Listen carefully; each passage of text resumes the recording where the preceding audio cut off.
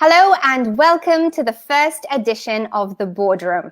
My name is Caruana and I look forward to sharing with you conversations with some of Malta's best business minds.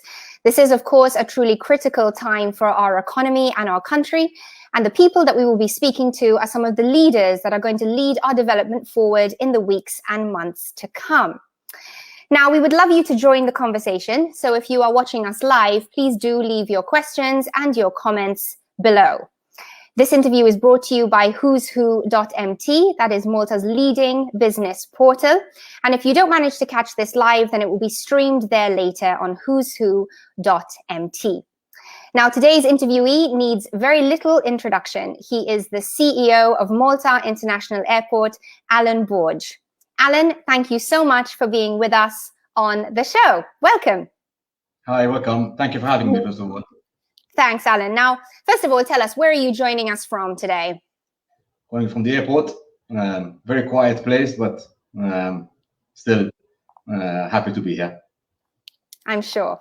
Now, we have just heard today the news that the travel ban has been extended until at least the 31st of May. So I know you're not going to be the person that decides when things change, when things move, but it is the question we all want the answer to. When are we going to be able to travel? Is it going to be June?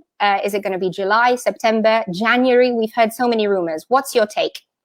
I think that today's announcement was no surprise. I don't think that anybody realistically thought that we'll be traveling as from June. I think, as you said, we're not the body that decides when the airport will start operating. I think our focus and our role right now is to make sure that when we are asked to open operations, we can resume in the most safe and secure manner. I think our focus is to make sure that we can contribute to the economy restarting ASAP, and obviously that will require changes to the passenger journey as we know it. Therefore, screening of passengers will probably become the norm for some time. But with regards to the opening, I think that it's not our role, and I feel that we just need to make sure that we're ready to kick up operations when we're asked to do so. So you wouldn't be in a position to sort of say June, December, it's too premature? I would be speculating. I think that it's not what we should be focusing on right now. I think that at this point in time, I say again, our role is to play an active part in reactivating the economy when a government decides that we're ready to do so. And tourism figures last year, they hit an all-time record, 2.8 million. Realistically, do you think we're going to get back to that figure? And would you say that it would be 2021, 2022, 23? Are we looking at 5 years before we go to those figures again? What are your thoughts? Look, I think that generally we feel that this is a buoyant industry and a very resilient industry. So I'm one to strongly believe that we will come back. This will take some time. I think that it will come back, first of all, in terms of volume, but later on in terms of rate and average fares. So it will be a recovery in two steps in a way. So first, we will see a lot of price dumping and a lot of incentives for people to travel on the one hand, and then you will see later on an increase in rates. Moreover, there's a situation where ultimately not each market is the same. You have a UK market which is extremely resilient to shocks that may happen, and other markets which may choose to stay for holidays at home.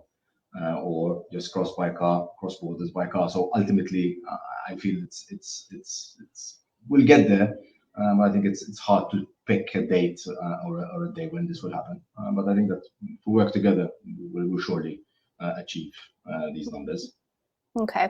And when we do get there, when we do start to travel again, something I know so many people are eager to do you expect new measures to be put in place? I mean, if we look back to, say, September 11th, 2001, travel was never quite the same after that with regards to the travel experience. Do you think we will be looking at swabs perhaps for travelers? I mean, we've even heard of blood tests for certain travelers potentially. Is this something you do anticipate? Look, we've been looking at this for some weeks now, and we've looked at technologies, and I think it's safe to assume that there will be screening going on of passengers either off-site or within the airport perimeter itself. Obviously, that would entail a huge change to the journey in itself.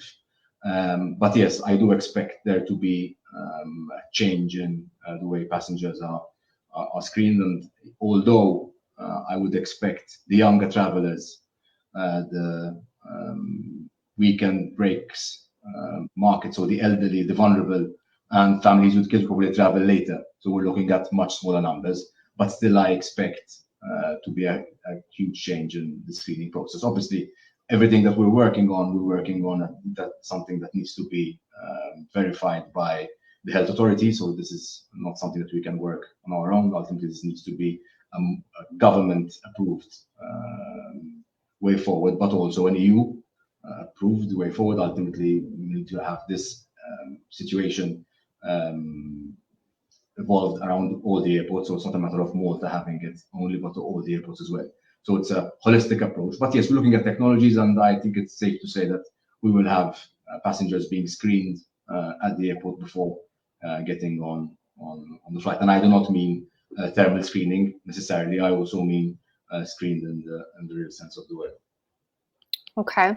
There's also been a lot of speculation about airlines going bust, downsizing, etc. Do you have any indications yet of airlines that might not be coming back to Malta after all this is over, potentially going bust, or maybe just not coming back to Malta as a route? Yes, we've had regular calls with probably most of our airline partners, and as you probably would appreciate, they are scaling back capacity. Either by reducing their fleet and therefore having a smaller airline to operate later, or choosing destinations that are more profitable or therefore leave a better contribution. We do already know of cancellations in the UK market, in the German market, in the Baltics, in Eastern Europe. So we already know of more permanent cancellations. But at the end of the day, airlines scale down capacity in line with demand, but will also scale up capacity in line with demand as well. I think it's most fundamental part of this is, first of all, how long is this going to last? How long is it going to be until there is a jab that can be consumed in the larger, so can be distributed all over the world? And then it's a matter of building up capacity. Ultimately, the industry has dealt with situations like this before. I mean, going back years, measles, Ebola.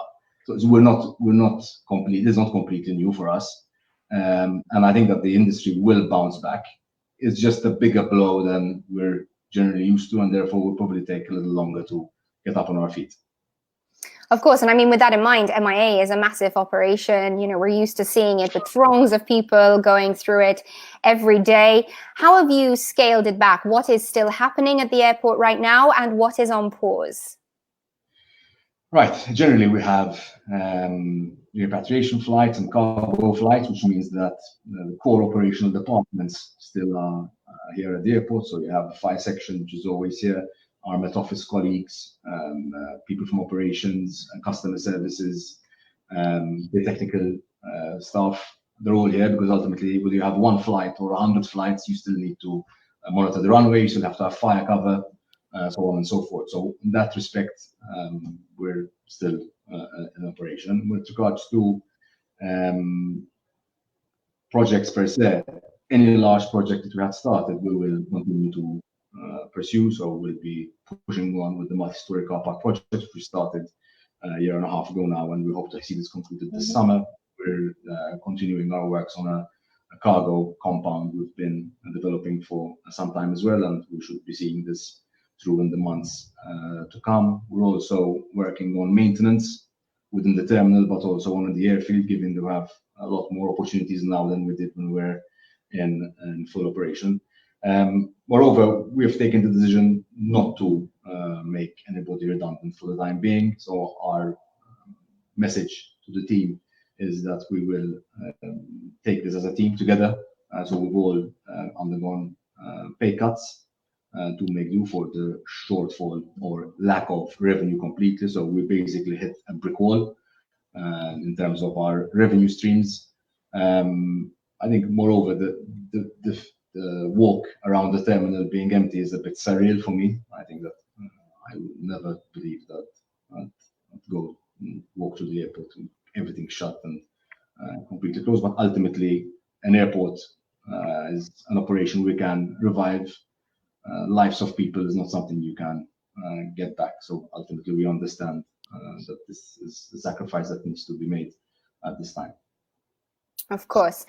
Thanks for that, Alan. Just a reminder to our viewers, if you're watching us live, please do feel free to send in any questions that you would like Alan to answer. And in the meantime, Alan, you are, of course, one of Malta's business leaders, and you have had to scale back a huge operation, make huge changes very quickly. What would be your advice to other business owners watching? What would you say has helped you to make this process work?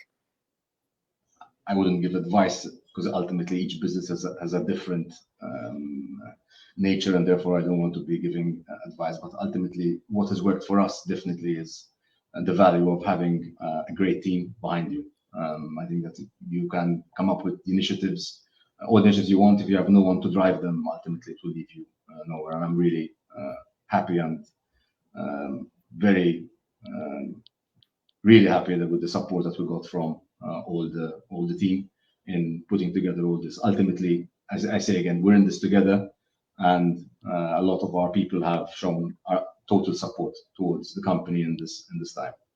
Moreover, I think it's communication, active communication with our team, making sure that they're aware of the situation, and as much as possible be transparent with the realities that we're facing.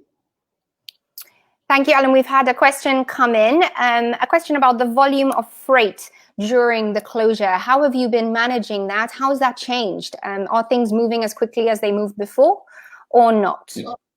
Yes, I think with volume is good. We actually had an increase, as you'd probably expect, in this time of around 25%.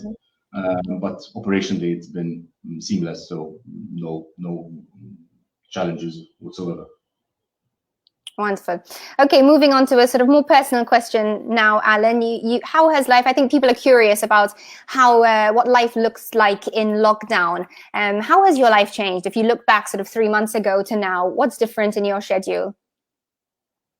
Well, the biggest change is that a few weeks ago I've had our first son. My wife and I have had a baby, so that is the biggest change, I would say, that happened to our life, and obviously adapting the business from jumping at a very fast pace, looking at new investments and seeing how to always improve on the guest journey, to hitting a brick wall and changing gear and making sure that we can scale down the operation to a level where on the one hand we're not sacrificing safety and security, on the other hand we're not commercially further grounding the company. So it's been quite a ride, I tell you.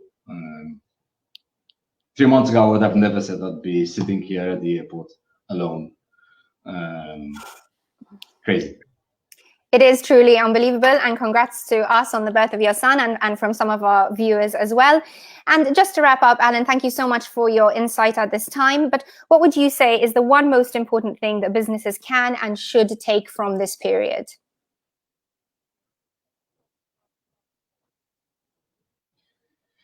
If I can wrap that question up in one word, I think it's diversification. I think it's important for companies to be well invested in as many different revenue streams as possible. On the one hand, and two, I think that's investing in your people.